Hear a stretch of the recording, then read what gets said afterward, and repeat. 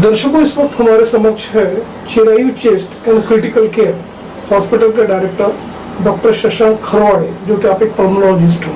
Sir, हमारे channel से आपका स्वागत है। नमस्कार सर, हम ये जानना चाहेंगे आपसे कि देखा कि कभी काफ़ी वायरल इन्फेक्शंस काफ़ी बढ़ रहे हैं, ऐसे में जो दमा के जो पेशेंट्स हैं, जो उसके उनको प्रॉब्लम्स है, रेस्पिरेटरी की प्रॉब्लम्स है, ये काफ़ी बढ़ रहे हैं जी। तो चेस्ट पे भी काफ़ी इफेक्ट हो रहा है। तो किस तरह के पेशेंट अपने हॉस्पिटल में आ रहे हैं, उस बारे में बताइए। देखिए, फिलहाल में अभी कोविड के जो पेशेंट्स हैं जो पुराने जो 2020, 21, 22 की तरीके वाले पेशेंट तो फिलहाल नहीं आ रहे हैं। माइल्ड कैटेगरी वाले पेशेंट थोड़े ज़्यादा आ रहे हैं, लेकिन जो पेशेंट्स आ रहे हैं उन्हें पूर्वतः जो पहले से बीमारी जैसे कि अस्थमा हो गया, COPD हो गया, अन्य फेफड़ों की बीमारी है या अन्य जैसे डायबिटीज़ या हाइपरटेंशन या किसी हार्ट की बीमारी के कारण उनमें ऊपर से जो इन्फेक्शन हो रहा है कोविड का या वायरल इन्फेक्शन हो रहा है, उसके कारण वो लेके कभी कभार आ रहे हैं और वही एडमिट हो रहा है फिलहाल में। अभी इस तरीके से पहले जो कोरोना होता था कि एकदम कोरोना हो गया कि पेशेंट एकदम से डर जाते थे कि अभी पेशेंट अब बचेगा नहीं, हमारा मुश्किल तो हो जाता था। हॉस्पिटलाइजेशन होने के बावजूद भी गारंटी नहीं रहती थी पेशेंट के बचने की। वो चीज़ें अभी थोड़ी सी कम हो गई है और अभी पेशेंट बच के भी निकल रहे हैं काफ़ी, और जो पेशेंट के डेथ का रेट्स है वो काफ़ी कम हो गए हैं पहले से। फिलहाल उतनी स्थिति में तो नहीं रहा। सर, ये भी देखा गया कि जो पोस्ट कोविड इरा में जिनकी लो इम्यूनिटी है, कोमॉर्बिडिटी जो पेशेंट्स हैं जी, इनको दम बहुत आता है, मतलब सांस की बीमारी, थ्रोम्बोसिस की प्रॉब्लम काफी। हाँ जी, बिल्कुल। मैंने बहुत से पेशेंट ऐसे देखे जो कोविड के 35 साल के लड़के, जिन्हें 50% पेशेंट्स में डायबिटीज हो गया। अब क्या डायबिटीज हो गया, बहुत से पेशेंट में हाइपरटेंशन हो गया है, किसी पेशेंट में फुफ्फुस या फेफड़ों में जो है फाइब्रोसिस परमानेंट हो गई है। कुछ पेशेंट्स की फाइब्रोसिस थी वो जो है रिकवर होते हो गई, लेकिन ओल्ड एज पेशेंट जो है उनकी जो फाइब्रोसिस है पूरी तरीके से वो रिजॉल्व नहीं हो पाई, तो उन्हें फिर वो अभी भी इनहेलर थेरेपी वगैरह कंटिन्यू रखना पड़ रहा है हमें थोड़ा सा। सर, जिन्हें फाइब्रोसिस हो जाता है तो ये बताइए उनको लंग्स पे किस तरह से इफेक्ट होता है, उस बारे में बताइए। देखिए, फाइब्रोसिस का क्या मतलब होता है, हमारे फुफ्फुस में एल्वोलाइज होता है छोटे छोटे फुग्गे तरीके से, और उनका काम होता है जब हवा शरीर में जाती है, अपन सांस लेते हैं तो वो फूलते हैं एक साथ में, और फिर जब हवा छोड़ते हैं तो वो सिकुड़ते हैं। इस तरह से हवा का आदान प्रदान होता है, मतलब ऑक्सीजन जाती है, कार्बन डाइऑक्साइड निकलती है। अब फाइब्रोसिस में क्या होता है कि जो फुग्गे होते हैं एक दूसरे जुड़े होते हैं वो थोड़े से टफ हो जाते हैं, घनत्व बढ़ जाता है, थोड़ा सा टफ हो जाता है। फाइब्रोसिस मतलब वहाँ पे फाइबर्स बन जाते हैं, जिसके कारण जो फुग्गे फूलना चाहिए, जिस तरीके से जो फूलना चाहिए, इन्फ्लेशन होना चाहिए लंग्स का, वो नहीं हो पाता है, जिसके कारण ऑक्सीजन की कमी होती है।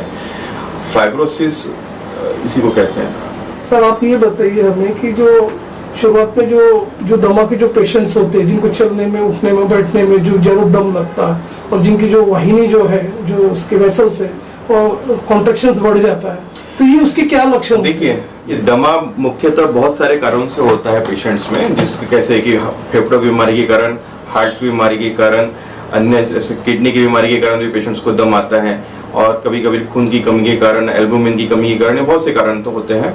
मुख्यतः हमारे पास जो पेशेंट्स आते हैं वो फेफड़ों की बीमारी के लिए आते हैं। फेफड़ों की बीमारी बहुत तरीके की हो सकती है, जिसमें दमा आता है, जिसमें कि आपको बताया फाइब्रोसिस होती है एक बीमारी। उसके अलावा आपके दो तरह की बीमारी होती है, ऑब्स्ट्रक्टिव डिसीज में भी होता है, रिस्ट्रिक्टिव डिसीज में भी होती है। ऑब्स्ट्रक्टिव डिसीज बोले तो आपकी श्वास नली में सिकुड़ जाती है श्वास नली, जिसके कारण आपको दम सांस लेने में दिक्कत होती है। जैसे कि अब मैं आपको दिखाना चाहता हूँ, जैसे कि आपकी नॉर्मल सांस नली इस तरीके की होती है, जो कि पूरी तरीके से गोल है। इस तरह से हवा छोड़ने और लेने में परेशानी नहीं आएगी आप जो वायु लेंगे तो। बाद में अगर कोई दमा के पेशेंट्स रहते हैं, उसमें अगर म्यूकस जमा होना चालू हो गया तो वो म्यूकस और एलर्जन के संपर्क में आने के साथ सिकुड़ जाती है, और कभी कभार इतना सिकुड़ जाती है कि वहां से इतना सांस लेने में बहुत ज्यादा दिक्कत होती है पेशेंट को। ये हो गई ऑब्स्ट्रक्टिव एयरवे डिसीज के कारण।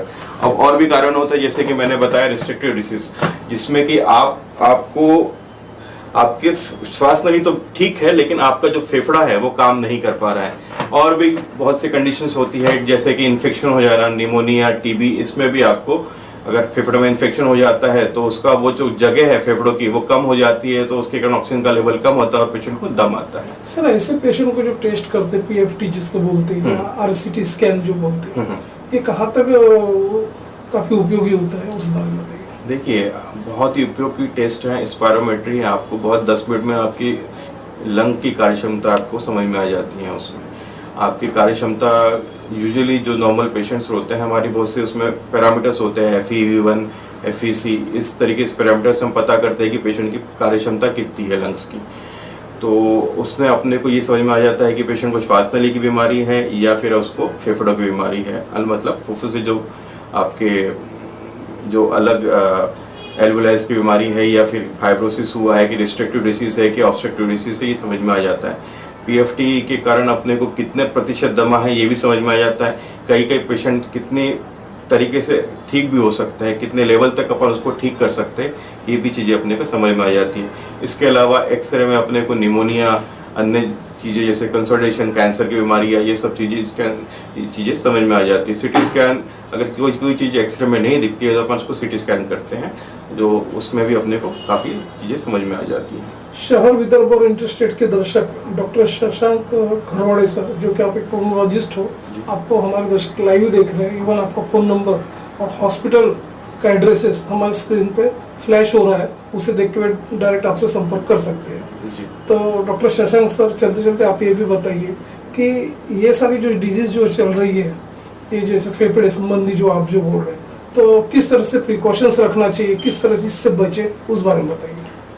देखिए, दमा के जो पेशेंट्स होते हैं जिसे अपन अस्थमा कहते हैं, उसमें अपने को एलर्जन के संपर्क में आने के कारण अपनी बीमारी बढ़ती है। तो ऐसे पेशेंट्स में आपको एलर्जन से दूर रहना चाहिए। एलर्जन्स कौन कौन से हो सकते हैं कि जैसे कि धूल और धुआं, परागकण, इसके अलावा आपका कुछ चीज़ें खाने से, जैसे सी फूड्स खाने से या फिर आपके मूंगफली खाने से होता है। कुछ बियर के सेवन में सल्फाइड्स रहते हैं, उससे परेशानी होती है।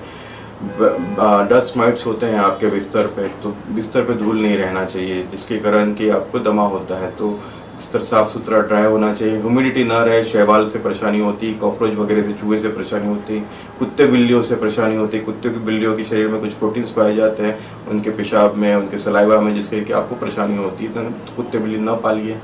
इसके अलावा आपको धूल धुएं से बचिए, स्ट्रेस कम रखिए, लाइफस्टाइल थोड़ा सा बेहतर रखिए, खाना पीने आपका खान पान थोड़ा सा ठीक रहे तो अच्छा है। इसके अलावा जो पेशेंट को मॉर्बिड हेड जैसे कि COPD वगैरह पेशेंट, तो धूम्रपान ना करे तो बेहतर रहेगा। और कोई पेशेंट अगर कोई आदमी धूम्रपान कर रहा है उसके संपर्क में भी ना रहे तो अच्छा रहेगा, क्योंकि पैसिव स्मोकिंग से भी काफ़ी प्रभाव पड़ रहा है पेशेंट्स में आजकल। बाकी आप अपना जो दवाइयाँ हैं जो भी आप देते हैं डॉक्टर से, जो वो प्रॉपर लेते रहें। इनहेलर्स अगर आप किसी ने प्रिस्क्राइब किया है तो उसको बराबर तरीके से, जिस तरह से डॉक्टर प्रिस्क्राइब करता है उस तरफ से लीजिए उसे, क्योंकि अगर आप नहीं लेंगे प्रॉपर वे में तो फिर से उमड़ के आ सकती है बीमारी और ज़्यादा मात्रा में हो सकता है आपको हॉस्पिटलाइजेशन की भी जरूरत पड़े। तो दवाई का इस्तेमाल बराबर तरीके से करिए इन सब चीज़ों में। तो जैसे कि दर्शक आपको लाइव देख रहे हो, आपने हर चीज़ हमारे दर्शकों को बताया है, तो आप ये भी बताइए कि यदि वे दर्शक या पेशेंट आपके यहाँ क्लिनिक में आते हैं, विजिट करते हैं, तो किस तरह से आपके यहाँ state of the art treatment facilities available है, थोड़ा उस बारे में बताइए। देखिए, हमारा ये जो हॉस्पिटल है, चिराई हॉस्पिटल, ये धंतोली में स्थित है। यहाँ पे हमारे पास सभी सुविधाएं उपलब्ध हैं। पेशेंट को क्रिटिकल केयर से लेके, वेंटिलेटर से लेके हर चीज़ उपलब्ध है। मशीनें जैसे PFT हो गई, एक्सरे हो गए, CT स्कैन वगैरह भी हो जाते हैं यहाँ पे हमारे पास पड़ोस में। बाकी चीज़ें जो भी अस्थमा का पेशेंट हो गया, फेफड़ों से संबंधित सभी बीमारियों का इलाज हमारे यहाँ पे अच्छी तरीके से हो सकता है। जो भी पेशेंट आएगा उसे आपको कहीं जाने की ज़रूरत नहीं है। हर इलाज का निदान और उपचार प्रॉपर तरीके से हमारे यहाँ पे होता है। ओके सर, जैसे कि